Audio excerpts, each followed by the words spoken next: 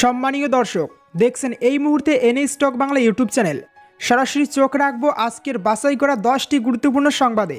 তার আগে আপনার কাছে ছোট্ট একটি অনুরোধ, ভিডিওটিতে একটি লাইক করবেন, চ্যানেলে নতুন হতে হলে অবশ্যই চ্যানেলটিকে সাবস্ক্রাইব করে পাশের বেল আইকনটি প্রেস করে রাখবেন প্রতিদিনের গুরুত্বপূর্ণ সংবাদগুলি সবার আগে দেখার জন্য। জেলে ভরলে জেল ফুটো করে বেরিয়ে আসবো, বিজেপিকে ওপেন চ্যালেঞ্জ মমতার।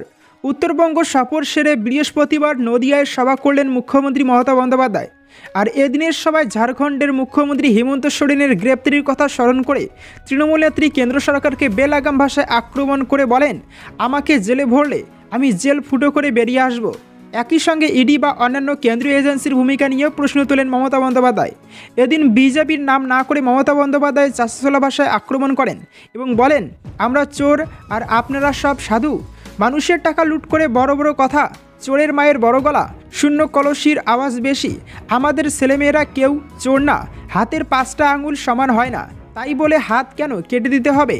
পাশাপাশি মুখ্যমন্ত্রীর বক্তব্য, সিপিএম থেকে কিছু লোক আমাদের দলে ঢুকেছিল, তারা বিভিন্ন অন্যায় করেছে। গরু পাচার, কয়লা পাচার যাই হচ্ছে তাতেই তৃণমূলের নাম জড়িয়ে দেওয়া হচ্ছে। গরু পাচার তো হচ্ছে সীমান্ত দিয়ে, ওখানে পাহারা দেয় বিএসএফ। কয়লা কে দেখে? সিআইএসএফ। কাদের সংস্থা? কেন্দ্রের। কোল ইন্ডিয়া কাদের? কেন্দ্রের। সব তোমাদের আর দোষ তৃণমূলের। নদিয়ার সভা থেকে এদিন মমতা বন্দ্যোপাধ্যায় ফের একলা চলোর বার্তা দেন। তিনি বলেন, আমরা দিল্লি দখল করব, বাংলাই পথ দেখাবে। আমরা জোট চেয়েছিলাম, কংগ্রেস আর সিপিএম জোট করেছে।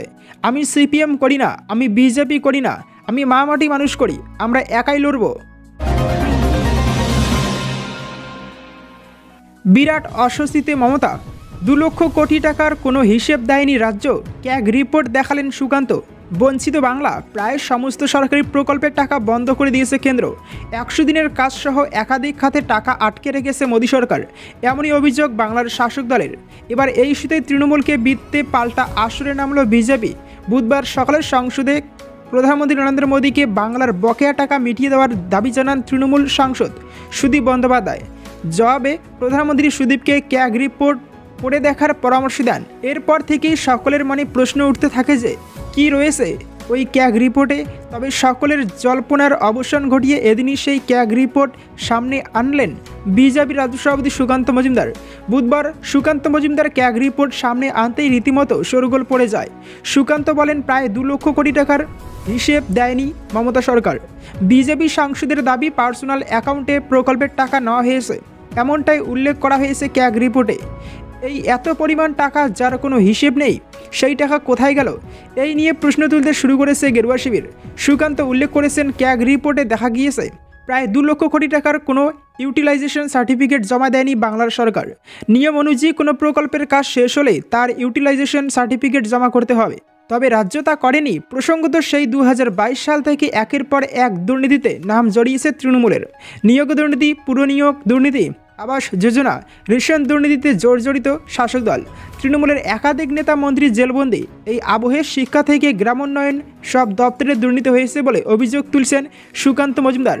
ওদিকে বিজেপি নেতা গৌরব ভাটিয়া মারাত্মক দাবি করেছেন। তিনি বলেন, বাংলায় যা হয়েছে তা মাদার অফ অল স্কাম। এদিকে কেন্দ্রীয় সরকারের বিরুদ্ধে ফের ধর্নায় বসতে চলেছেন মুখ্যমন্ত্রী। সম্প্রতি শিলিগুড়িতে দাঁড়িয়ে মমতা বন্দ্যোপাধ্যায় বলেন, 1 ফেব্রুয়ারির মধ্যে কেন্দ্রীয় সরকার যদি 100 দিনের কাজ সহ বিভিন্ন প্রকল্পের বকেয়া টাকা না মেটায়, তাহলে 2 ফেব্রুয়ারি থেকে ধর্নায় বসবো। এদিন থেকে বিধানসভায় আম্বেদকর মূর্তির নিচে ধর্নায় বসবেন বলে জানিয়েছেন মুখ্যমন্ত্রী। তবে তার ঠিক আগেই সুকান্ত মজুমদার যে তথ্য প্রকাশ্যে আনলেন, তাতে আরও অস্বস্তি বাড়ল তৃণমূলের। অন্তর্বর্তী বাজেট পেশ করলেন অর্থমন্ত্রী। কোন কোন বিষয়গুলো গুরুত্ব পেল? 1 ফেব্রুয়ারি প্রথমবার নতুন সংসদ ভবনে বাজেট পেশ করলেন কেন্দ্রীয় অর্থমন্ত্রী নির্মলা সীতারমণ। লোকসভা নির্বাচনের আগে 2024-25 বর্ষের অন্তর্বর্তী বাজেট পেশ করা হবে। তবে এই বাজেট ঘিরে সাধারণ মানুষের প্রত্যাশা রয়েছে। অনুমান ছিল ভোটকে কেন্দ্র করেই বাজেটে কিছু বড় ঘোষণা হতে পারে। অন্তর্বর্তী বাজেটে কোন কোন বিষয়গুলো গুরুত্ব পেল দেখে নিন এক নজরে। কেন্দ্রীয় অর্থমন্ত্রী জানান, দেশে প্রচুর সমস্যা ছিল, কিন্তু বিজেপির সরকার গত কয়েক বছরেই সবকা সাথ সবকা বিকাশ মন্ত্রে অতি দ্রুত সমস্যার সমাধান করেছে। দেশের উন্নতি হয়েছে, কর্মসংস্থানের সুযোগ তৈরি হয়েছে। প্রথম বিজেপি সরকারের আমলে ভারতবাসী নতুন আশা দেখার সাহস পেয়েছে। দ্বিতীয়বারে আরও উন্নত দেশ গড়ে তুলেছে মোদী সরকার। অন্তর্বর্তী বাজেটে আয়কর পরিকাঠামোয় কোনো পরিবর্তন আসছে না। কিছু কিছু ক্ষেত্রে মার্চ মাস পর্যন্ত ছাড় ছিল, সেগুলির মেয়াদ 2024-এর 31শে মার্চ পর্যন্ত বাড়ানো হলো। প্রধানমন্ত্রী কিষাণ সম্পদ যোজনার মাধ্যমে 38 লক্ষ কৃষক উপকৃত হয়েছেন। কৃষকদের আয় বাড়ানো হবে। মাইক্রোফুড প্রসেসিংয়ে ক্রেডিট লিঙ্কেজ করা হবে। তেল উৎপাদনে ভারত আত্মনির্ভর হবে। সর্ষে, সূর্যমুখী সহ তৈলবীজগুলির উৎপাদন বাড়ানো হবে। উন্নতির স্বার্থে আধুনিক কৃষি পদ্ধতি অনুসরণ করা হবে। ভারত বিশ্বের সবথেকে বড় দুগ্ধ উৎপাদক, কিন্তু চাহিদা অনুযায়ী প্রাণীর সংখ্যা কম, সেই দিকে গুরুত্ব দেওয়া হবে। মৎস্য সম্পদকেও বিশেষ গুরুত্বের মধ্যে আনা হচ্ছে। প্রসার ঘটবে বিমানবন্দরগুলির। ভারতীয় বিমান সংস্থাগুলি 1000 নতুন বিমানের বরাত দিয়েছে বলেও জানানো হয়েছে। এবারের বাজেটে মহিলাদের সুবিধার জন্য বেশ কিছু পন্থা গ্রহণ করা হয়েছে। অধিবেশন শুরুর আগে নরেন্দ্র মোদী বলেছিলেন, এই বাজেট নারীত্বের উদযাপন হতে চলেছে। এদিন অর্থমন্ত্রী নির্মলা সীতারমণ ঘোষণা করেন, মহিলাদের জন্য চালু প্রকল্প লাখপতি দিদি নিয়েও ঘোষণা করা হয়েছে। তিনি জানিয়েছেন, এতদিন 2 কোটি মহিলার অর্থনৈতিক ক্ষমতায়নের লক্ষ্যমাত্রা ছিল এই প্রকল্পে। আগামী দিনে সেই লক্ষ্যমাত্রা 3 কোটি বাড়ানো হচ্ছে। হেমন্তের গ্রেপ্তারিতে আরও ঐক্যবদ্ধ হবে বিরোধীরা। চালে ভুল বিজেপির। চালে ভুল করে ফেলল বিজেপি। লোকসভা নির্বাচনের আগে ঝাড়খণ্ডের মুখ্যমন্ত্রী হেমন্ত সোরেনকে গ্রেপ্তারের ঘটনায় অসুবিধার মধ্যে পড়বে বিজেপি তথা এনডিএ। বৃহস্পতিবার সকাল থেকেই এই চর্চা শুরু হয়েছে ঝাড়খণ্ড তথা কেন্দ্রীয় রাজনীতিতে। গত লোকসভা নির্বাচনে ঝাড়খণ্ডের 14টি আসনের মধ্যে বিজেপি একাই পেয়েছিল 11টি আসন। তাদের জোটসঙ্গী আজসু পেয়েছে 1টি, অর্থাৎ এনডিএর দখলে গেছে 12টি আসন। বলা যায় প্রায় পুরোটাই পেয়েছে তারা। সেখানে কংগ্রেস ও ঝাড়খণ্ড মুক্তির মোর্চা 1টি করে আসনে জয় পেয়েছিল। সেই জায়গা থেকে হেমন্ত সোরেন এবার গ্রেপ্তার হওয়ায় ঝাড়খণ্ড রাজ্য থেকে বিজেপি অতিরিক্ত আর কী পাবে? তাই ভোট সমীকরণে এই গ্রেপ্তারির কোনো প্রভাব পড়বে না। উল্টে অন্য দিক দিয়ে বিচার করলে দেখা যাচ্ছে এই গ্রেপ্তারের ঘটনায় ঝাড়খণ্ড তথা ইন্ডিয়া জোটের শরিকরা আরও ঐক্যবদ্ধ হয়ে একে অপরের কাছে আসার চেষ্টা করবে। এমনকি ঝাড়খণ্ডেও জোট এতটাই প্রচার চালাবে যে তাতে গতবারের থেকে বিজেপির ফল খারাপ হওয়ার সম্ভাবনা উড়িয়ে দেওয়া যাচ্ছে না। সেক্ষেত্রে সহানুভূতি ভোট বিরোধীদের দিকে আসলে ঝাড়খণ্ডের বিজেপির ফল গতবারের থেকে খারাপ হতেই পারে, এমনটাই মনে করছে রাজনৈতিক মহল। তাই সব দিক বিচার করলে এটা বলতেই হবে, এই গ্রেপ্তারিতে বিজেপির কোনো সুবিধা হবে না, উল্টে তাদের সমস্যা হওয়ার সম্ভাবনাই বেশি। বিজেপি সবসময় দাবি করে কেন্দ্রীয় তদন্ত সংস্থা সিবিআই এবং ইডি নিজেদের মতো করে তদন্ত করে, সেখানে বিজেপির ইশারায় তারা কাজ করে না, এমনটাই দাবি গেরুয়া শিবিরের। যদিও বিরোধীদের দাবি বিজেপির নির্দেশেই সবটা হয়ে থাকে, সেই সূত্রে বিরোধীরা প্রচার শুরু করে দিয়েছে। বিজেপি নির্দেশে হেমন্ত সোরেনকে গ্রেপ্তার করা হয়েছে, আর তাতেই অসুবিধার মুখে পড়তে হতে পারে বিজেপিকে। পরিবর্তিত পরিস্থিতিতে বিজেপিকে রুখতে আরও বেশি করে এককাট্টা হবে বিরোধীরা। বিভিন্ন রাজ্যের যে সমস্ত আসনে জোট হওয়ার সম্ভাবনাই ছিল না, সেখানেও এবার জোট হয়ে যেতে পারে। অর্থাৎ পরিস্থিতির কারণে অনেক কিছুই হওয়া সম্ভব, যা নিশ্চিতভাবে বিজেপিকে অসুবিধায় ফেলবে। তাই যদি ধরে নেওয়া যায় বিজেপির ইশারাতেই হেমন্ত সোরেনকে গ্রেপ্তার হতে হয়েছে, তাহলে বলতেই হবে এটা বিজেপির বড় ভুল চাল হয়ে গিয়েছে। অন্য সময়ে গ্রেপ্তার হলে বিষয়টি নিয়ে হয়তো ততটা চর্চা হতো না, কিন্তু যেহেতু লোকসভা নির্বাচন দরজায় কড়া নাড়ছে, তাই গোটা বিষয়টি নিঃসন্দেহে অন্য মাত্রা পেয়েছে।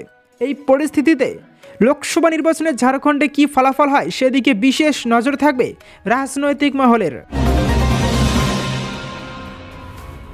কৃষ্ণনগরে মহুয়ায় জিতবে, বহিষ্কৃত সাংসদের পক্ষে সরব মমতা। উত্তরবঙ্গ সফরে সেরে বৃহস্পতিবার নদিয়ার সভা করলেন রাজ্যের মুখ্যমন্ত্রী মমতা বন্দ্যোপাধ্যায়। আর শান্তিপুরের সরকারি পরিষেবা প্রদান অনুষ্ঠান থেকে বহিষ্কৃত তৃণমূল সাংসদ মহুয়া মৈত্রের পক্ষে আওয়াজ তুললেন দলের সুপ্রিমো। সাফ জানালেন, আগামী লোকসভা নির্বাচনে কৃষ্ণনগর কেন্দ্র থেকে মানুষের ভোটে জিতবে মহুয়া। অর্থাৎ লোকসভায় কৃষ্ণনগরে মহুয়া মৈত্রই যে টিকিট পাবেন, আরও একবার স্পষ্ট করলেন মমতা। উল্লেখ্য, ঘুষ নিয়ে প্রশ্ন বিতর্কে সাসপেন্ড হয়েছেন তৃণমূল সাংসদ। এদিনের সভা থেকে মমতা বন্দ্যোপাধ্যায় বলেন, ওরা মহুয়াকে কেন তাড়িয়েছে জানেন? কারণ মহুয়া মানুষের কথা বলেছিল, আমরা মহুয়ার পাশে আছি। এই ঘটনা থেকে বিজেপির প্রতিহিংসা পরায়ণ রাজনীতি আরও একবার প্রমাণিত। মহুয়াকে আত্মপক্ষ সমর্থন করে কিছু বলার সুযোগই দেওয়া হলো না। আমি এর তীব্র বিরোধিতা করছি। প্রসঙ্গত, সংসদে ঘুষ নিয়ে প্রশ্ন করার অভিযোগে বহিষ্কৃত হয়েছেন মহুয়া মৈত্র। খোয়া গিয়েছে তার দিল্লির সাংসদ বাংলো। মহুয়ার বিরুদ্ধে প্রথমে এই অভিযোগ আনেন বিজেপি সাংসদ নিশিকান্ত দুবে। মদত দেন মহুয়ার প্রাক্তন প্রেমিক জয় অনন্ত দেহদরাই। অভিযোগ ছিল দুবাইয়ের শিল্পপতি দর্শন হীরানন্দানীর কাছ থেকে টাকা নিয়ে লোকসভায় প্রশ্ন করেছেন মহুয়া মৈত্র। নিজের এমপি লগ ইন পাসওয়ার্ডও তিনি দিয়েছেন সেই ব্যক্তিকে। এরপর লোকসভার এথিক্স কমিটি মহুয়ার বিরুদ্ধে রিপোর্ট দেখে সন্তুষ্ট হয় এবং তাকে বহিষ্কার করেন লোকসভার স্পিকার ওম বিড়লা। পাশাপাশি বিজেপির নাম না করে তৃণমূল নেত্রী চাঁচাছোলা ভাষায় বলেন, আমরা চোর আর আপনারা সব সাধু। মানুষের টাকা লুট করে বড় বড় কথা, চোরের মায়ের বড় গলা, শূন্য কলসির আওয়াজ বেশি। আমাদের ছেলেমেয়েরা কেউ চোর না, হাতের 5টা আঙুল সমান হয় না, তাই বলে হাত কেন কেটে দিতে হবে? বাংলার বিরুদ্ধে বঞ্চনার অভিযোগ তুলে সরব তৃণমূল। মুখ রক্ষায় অসম্পূর্ণ ক্যাগ রিপোর্ট নিয়ে নাটক বিজেপির। 100 দিনের কাজ সহ বাংলার বকেয়া টাকা নিয়ে বহুদিন ধরেই সরব রাজ্যের শাসক দল তৃণমূল কংগ্রেস। কেন্দ্রের আর্থিক বঞ্চনার বিরুদ্ধে 2রা ফেব্রুয়ারি থেকেই সত্যাগ্রহ অনশনে বসছেন তৃণমূল নেত্রী তথা মুখ্যমন্ত্রী মমতা বন্দ্যোপাধ্যায়। এই পরিস্থিতিতে অসম্পূর্ণ ক্যাগ রিপোর্ট নিয়ে নাটক করতে নামল বিজেপির কেন্দ্রীয় নেতৃত্ব। রাজ্যের বকেয়া নিয়ে দুর্নীতির অভিযোগ নিয়ে যখন সরব মমতা বন্দ্যোপাধ্যায়, তখন তার পাল্টা মুখ রক্ষায় রাজনৈতিক চিত্রনাট্য মেনে নাটক শুরু করল বিজেপি। বুধবার সকালেই এর আভাস পাওয়া গিয়েছিল যখন সংসদের সরাসরি প্রধানমন্ত্রী নরেন্দ্র মোদীর কাছে বাংলার বকেয়া টাকার দাবি জানান তৃণমূলের লোকসভার দলনেতা সুদীপ বন্দ্যোপাধ্যায়। প্রধানমন্ত্রীর কাছে এ বিষয়ে জানতে চাইলে তিনি সুদীপ বন্দ্যোপাধ্যায়কে ক্যাগ রিপোর্ট পড়ে দেখতে বলেন। আর তার কয়েক ঘন্টার মধ্যেই অসম্পূর্ণ ক্যাগ রিপোর্ট সামনে এনে সাংবাদিক বৈঠক করেন বিজেপির রাজ্য সভাপতি সুকান্ত মজুমদার। এই পরিপ্রেক্ষিতে তৃণমূল কংগ্রেসের লোকসভার দলনেতা সুদীপ বন্দ্যোপাধ্যায় বলেন, শুধুমাত্র ক্যাগ রিপোর্টের উপর ভরসা করে একটি রাজ্যের বিরুদ্ধে দুর্নীতির অভিযোগ তোলা যায় না। এই রিপোর্ট প্রথমে পাঠাতে হবে পাবলিক অ্যাকাউন্টস কমিটিতে, তাদের পর্যবেক্ষণের পরেই চূড়ান্ত হবে রিপোর্ট। এইভাবে তা প্রকাশ করা যায় না।